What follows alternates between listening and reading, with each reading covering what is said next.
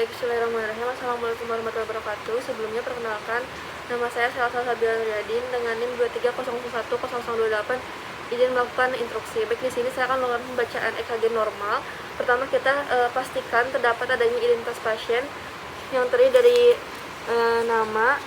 Di sini terdapat Tuan H, kemudian juga ada usia 29 tahun. Kemudian di sini untuk jenis kelaminnya laki-laki dan tanggal pemeriksaan itu pada tanggal 23 September 2023 dan waktu 08 waktu Indonesia Barat. Setelah itu kita nilai penempatan EKG-nya, di mana pada lead ekstremitas terdapat adanya 4. Di sini ada lead 1, lead 2, lead 3, dan lead 4. Kemudian pada lead prekordialnya itu terdapat ada 6 lead. Di sini ada P1, P2, P3, P4, P5, dan P6. Setelah itu kita pastikan di kalibrasinya itu dia ada amplitudonya, di sini ada 10 mm per mV. Kemudian pada durasinya untuk speednya itu 25 mm per second. Setelah itu kita lakukan regulitas jantung, dimana pastikan jarak antar R itu sama. Baik, di sini jarak antara R yang ini, sebentar.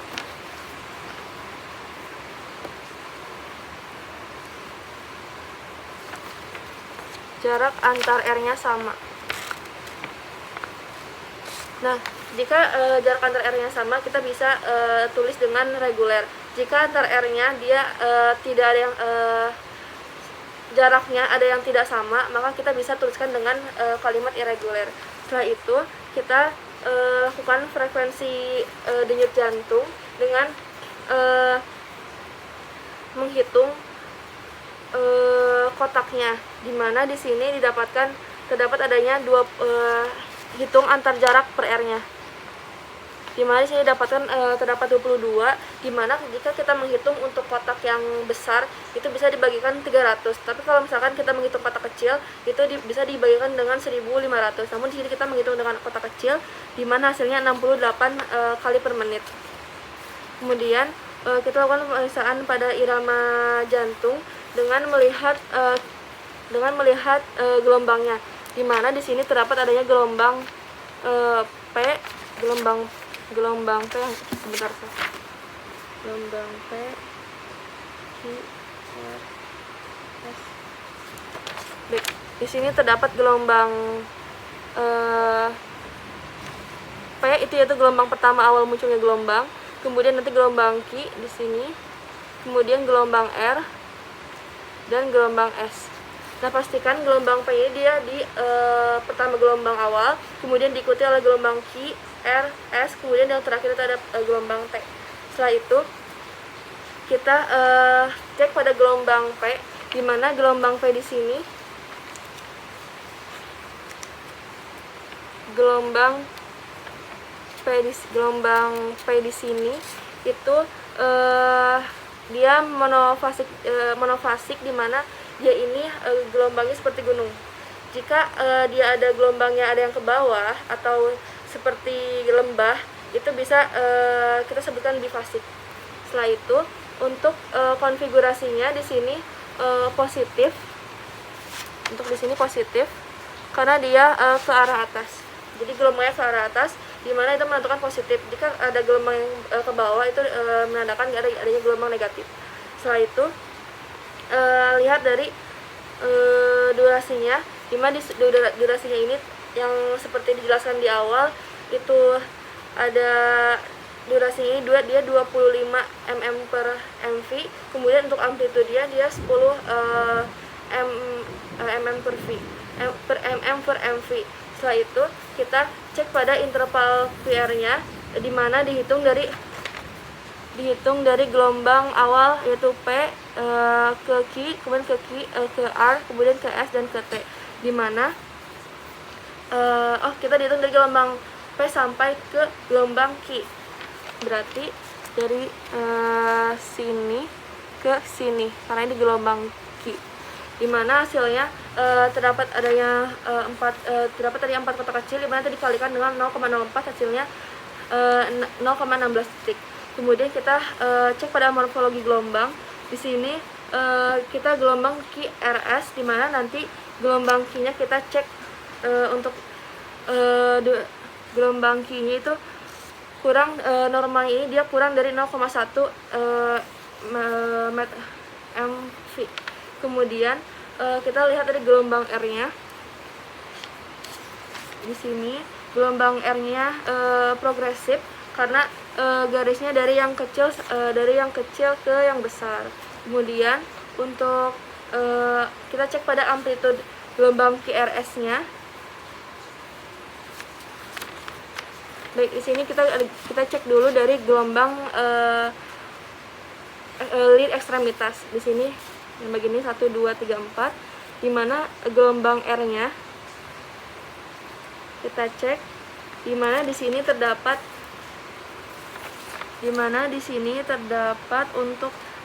ada 13 kotak kecil, nanti dikalikan dengan 0,1, nanti hasilnya adalah 1,3 mV atau setara dengan 1 mm.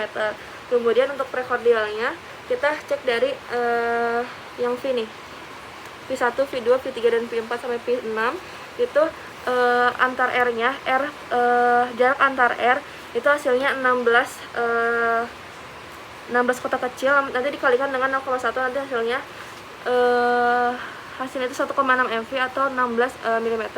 Kemudian kita cek pada R per S, yaitu dengan menghitung dari S V1 per V2, kemudian nanti di R-nya ini dia dari V5 per V6. Nah, di sini hasilnya untuk rasionya yaitu 1,55 mV atau setara dengan 5 mm, di mana itu dalam berat normal. Jika hasilnya lebih dari 35, maka terdapat adanya pembesaran jantung. Kemudian kita cek pada durasi kompleks QRS-nya.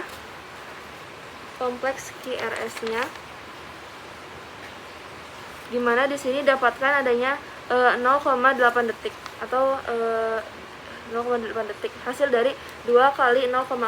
Di bawah sini ada dua kotak besar.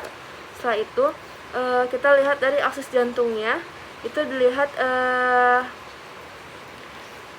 aksis jantungnya, dimana di sini hasilnya itu dia 80 derajat atau masih normal karena batasnya itu dari 0 sampai 90 derajat. Kemudian kita lihat dari segmen ST atau jarak dari S ke T, itu hasilnya terdapat jarak antara S dan T itu terdapat adanya 4 kotak kecil, dimana nanti kita kalikan 4 kali 0,4, dimana hasilnya ini 0,16 atau di isoelektrik. Kemudian kita lihat dari gelombang T. Di sini tidak terdapat adanya gelombang T, dimana karena bukan hipokalemia. Kemudian kita lihat dari gelombang U. Di sini tidak terdapat gelombang U. Gelombang U ini dia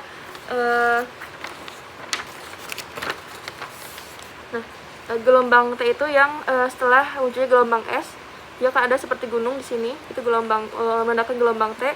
Kemudian gelombang U setelah dia adanya lonjakan kecil setelah gelombang T, ini disebut gelombang U. Namun di sini tidak ada karena itu bukan pasien hipokalemia. Setelah itu kita cek juga pada interval dari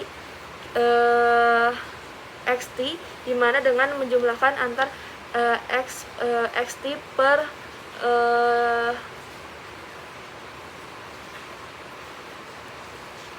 RR, dimana ini hasilnya itu 0,43 per detik, hasilnya normal. Kemudian dari kesimpulan kita simpulkan bahwa tadi Tuan H ini dia untuk yang diperiksa pada tanggal 23 September 2023 di jam 8 waktu Indonesia Barat, di mana pada penempatan EKG-nya normal. Dia benar penempatan EKG-nya dari lead ekstremitas dan juga lead prekordial. Kemudian untuk kalibrasinya dia normal, berada di amplitude 10 mV dan durasi 25 mm per mV. Kemudian di regularitas jantungnya dia reguler atau jaraknya antar R-nya sama. Kemudian untuk frekuensi denyut jantungnya 68 kali per menit, itu normal. Kemudian irama jantungnya dia iramanya sinus. Kemudian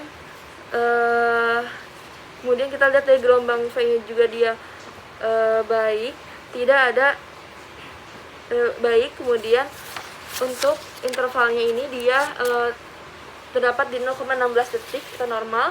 Kemudian untuk morfologi gelombangnya dia juga baik, dan amplitude gelombang QRS-nya juga dia baik. Kemudian untuk RS rasionya itu dia di normal, tidak lebih dari 35 mm per mV. Kemudian untuk durasi kompleksnya dia juga normal. Kemudian untuk aksis jantung aksis normal dia di 80 derajat. Kemudian segmen ST-nya dia di 0,16, itu normal. Kemudian tidak ada gelombang T dan tidak ada gelombang U, dan juga interval XT-nya dia juga normal, terdapat di 0,43 second. Kemudian disimpulkan bahwa pasien irama sinus ritmisnya dia normal. Mungkin cukup sekian dari pemaparan dari saya. Mohon maaf jika terdapat adanya kesalahan. Wassalamualaikum warahmatullahi wabarakatuh.